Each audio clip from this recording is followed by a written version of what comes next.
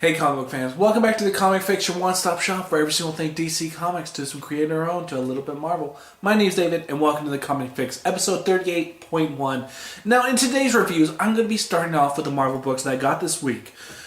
And I'm going to be starting it out with the number one requested book when I told everybody, what Marvel book should I read? And you guys said, David, you should definitely read Thor, God of Thunder, issue number 6. Now, this is my first time ever reading a Thor book and also reading a Jason Aaron book. I was really intrigued in what I was getting into because I'm expecting a lot from you guys telling me, David, you should pick this book up. And so when I got into it, I was not expecting to be reading a book that has so much emphasis on a man who is so pissed at what the gods have done to him. Now, we start out with a little boy. This little boy is with his mother, and they're starving. The world around them is just so grim, and the mother tells them, we're going to sacrifice our little food that we have to the gods. And you just see this little boy being like, Mother, dude, we're hungry, and you want to give our last remaining food as a sacrifice to the gods? But as a little boy, he doesn't really question his mother. His mother just tells him, son, you have to have faith in the gods. We then cut back into a couple years later where we see this boy who is now a man going and has a wife and has a baby on the way. And the world around him is still grim, but he has such hope for himself because of his wife and his unborn child. And to see what happens where his wife dies and his unborn child with it. And you see this man starting to crumble and question, are these gods that I've been praying to for all this time, are they real, and do they care for me? And then we cut for a couple years later after that where we see him even more broken down. And he's fed up with the world that the gods have put him into and all the tribulation he's gone through. And he has told the gods, I do not believe in you anymore. And if you do exist, you guys are bastards for what you have put in me and my tribe through. The tribesmen hear this and they look at him and they're like, what are you doing? You have threatened the gods. You have angered the gods, and we are going to shun you out. It's so interesting to see how Jason Aaron's taking this world that has alien creatures and just putting some real questions that real humans have towards any god that they believe in and that they're going through trials and tribulations. I was not expecting that going into this book. I was expecting a regular superhero book. But I got was a writer who has really interesting things that he wants to say with the book, and he is doing it. He is not going and saying, okay, I'm just going to do a regular superhero book. No. Jason Aaron is doing something special here. And usually with the comic book, you're expecting just something to escape.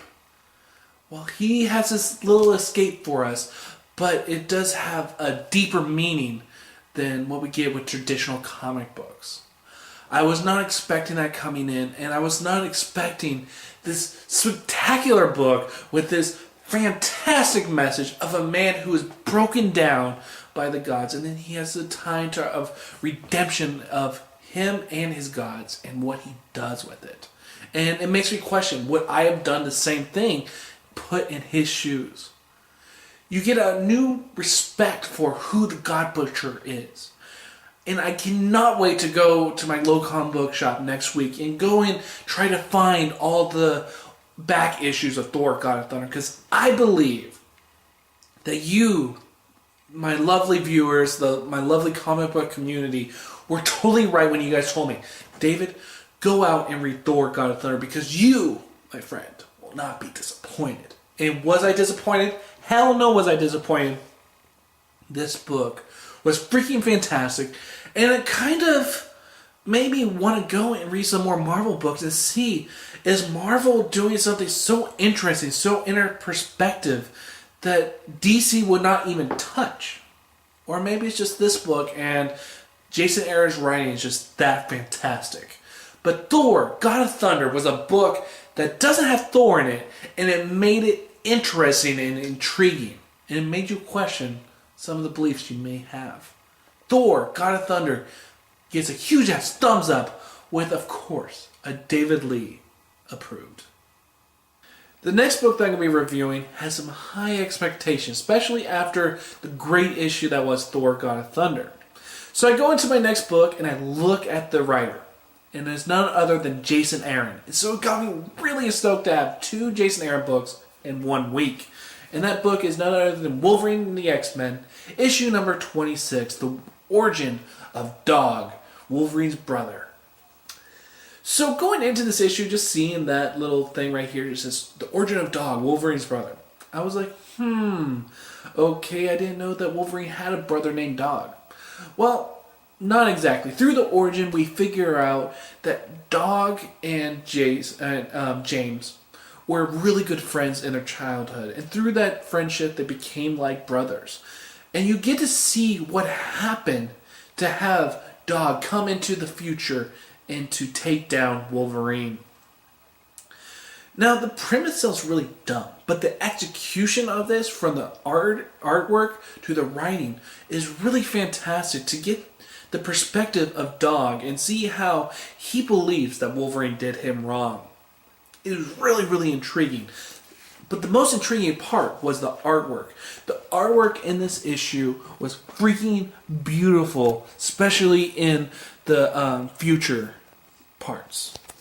I mean, you just look at every single page, and they have so much style in there that you're just like, you get engrossed into the world that Jason Aaron is making in Wolverine and the X-Men.